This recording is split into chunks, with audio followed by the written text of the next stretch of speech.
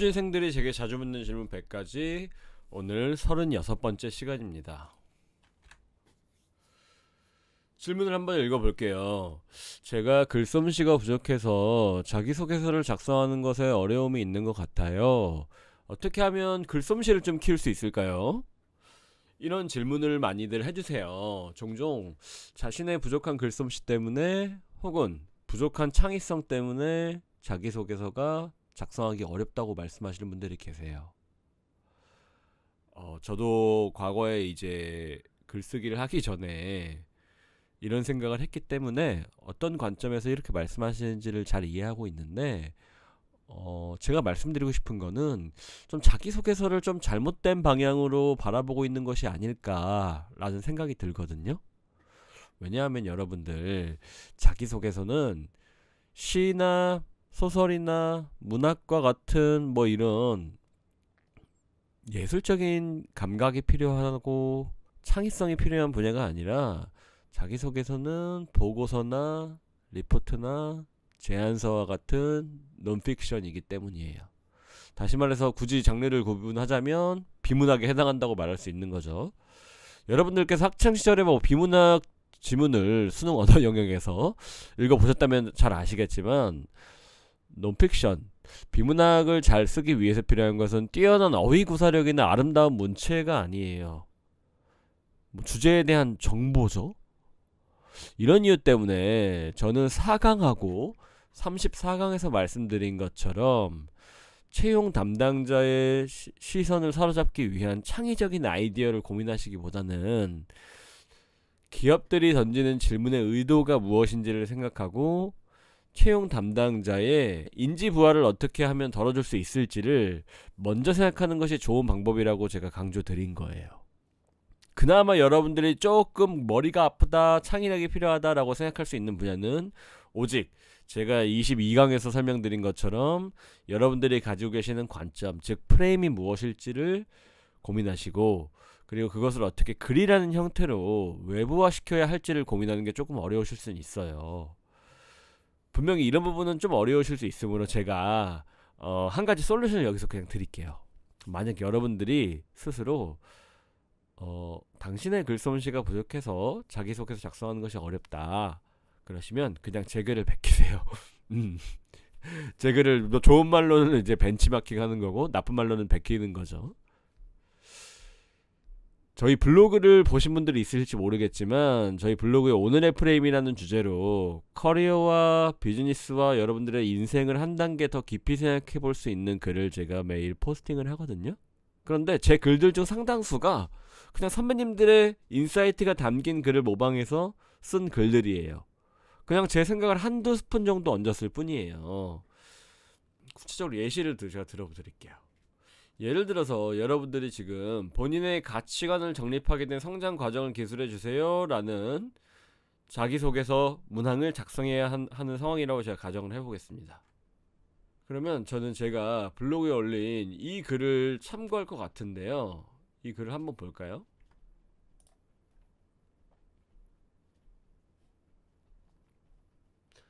제가 자기개발이라는 카테고리로 이 글을 분류를 했고요. 180년 전에 한 미국의 위대한 꼰대 할아버지의 교훈이라는 글로 썼어요. 이분께서는 요즘 젊은이들은 처음 일을 시작해서 실패하면 완전히 풀이 죽어버린다. 젊은이가 장설하다가 실패하면 사람들은 그의 인생이 끝났다고 말한다. 이런 글을 제가 감명 깊어가지고 가지고 왔어요. 이 글은 1841년에 출간한 자기신뢰라는 랠프 월도 에머슨이라는 철학자분의 에세이집이에요. 그래서 저는 이 글귀를 가져와 봤어요. 이 글귀를 읽고서 제 생각을 아래와 같이 기술을 한 거예요. 한번 읽어보시면 되세요. 한번 읽어보시면 되는데, 그러니까 A라는 젊은이가 있고 B라는 젊은이가 있는데, A라는 젊은이는 예를 들어 취업에 실패했어요. 그럼 완전히 풀이 죽어버리는 거예요.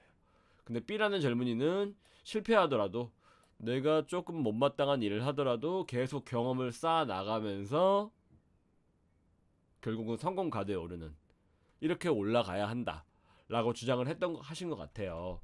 그래서 저는 이 글을 읽고서 제가 과거에 제가 20대 때 했던 생각들, 제가 왜 다양한 경험을 하고 성장을 하려고 했는지 이런 관점을 잘 반영해줘가지고 여러분들께 좀 도움이 되기를 바라는 마음에서 이 글을 가져왔거든요. 이 글을 읽었잖아요, 저희가. 그러면 저는 이 성장 과정을 제 경험과 빗대어서 지금 보시는 슬라이드와 같이 작성할 것 같아요. 저는 늘 일은 뜻대로 풀리지 않는다는 가치관을 지니고 있습니다. 왜냐하면 일이 예상대로 풀린다는 마음가짐은 좌절감을 불러일으키기 때문입니다. 이렇게 나만의 관점, 100% 나만의 관점은 아니죠. 왜냐하면 저 또한 지금 랠프 월도 에머슨이라는 철학자분의 생각을 그대로 빌려와가지고 이렇게 첫 문장을 작성한 거잖아요.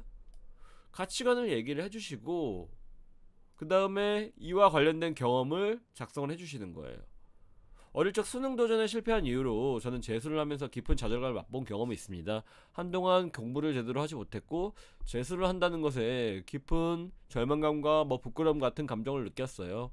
하지만 여러 책들을 읽어가면서 젊은 시절의 실패는 오히려 행운이라 생각할 수 있게 되었고 그 이후로 제가 어떤 경험을 했냐면요. 택배 아르바이트를 하고 식당에서 서빙도 하고 인턴 경험도 하고 제가 이 직무에 대한 확신을 갖게 됐고 결국 이 자리에 이렇게 지원을 하게 되었습니다. 라는 관점으로 정리를 하실 수 있다는 거예요. 이와 마찬가지로 제가 지금 오늘의 프레임이라는 섹션에 지금 1200개 정도의 글이 있잖아요. 이 글들 중에서 여러분들의 관점과 비슷한 글을 포착해내신 다음에 그 글들을 잘만 활용하시면 여러분들의 자소서의 퀄리티를 한 단계 높이실 수 있다는 거예요. 물론 제가 이 방법을 무조건 쓰라고 추천드리는 건 아니에요. 왜냐하면 가장 좋은 방법은 제 글이 아니라 저는 선배님들의 글이 아니라 여러분들의 생각을 온전하게 살려내는 거거든요. 근데 다만 우리가 책을 읽거나 나에 대한 깊은 고민을 한 훈련이 안 돼 있기 때문에 그런 교육을 한 번도 받아보신 적이 없기 때문에 제가 그랬던 것처럼 여러분들께서도 제가 작성한 글 혹은 여러분들이 존경하는 선배님들의 글을 그런 책들을 읽어보시면서 여러분들의 생각을 여러분들의 프레임을 형성해 나가는 연습을 해보시라는 거예요. 이 연습이 부담스럽다면 너무 힘들다면 그냥 제 글을 활용해 보시라고 제가 추천드리는 거고요. 그래서 제가 이제 관련 칼럼을 오늘도 제가 잘 준비를 했거든요. 끝으로 드리고 싶은 말씀은 저는 자기소개서를 잘 작성하기 위해서 글솜씨가 필요하다고 생각하는 여러분들의 관점을 어느 정도 이해를 잘 하고 있어요. 왜냐면 저 또한 과거에 글쓰기로 돈을 번다고 생각해 본 적이 전혀 없기 때문이에요. 지금 글쓰기로 책도 쓰고 글도 쓰고 이러면서 돈을 벌고 있음에도 불구하고 말이죠.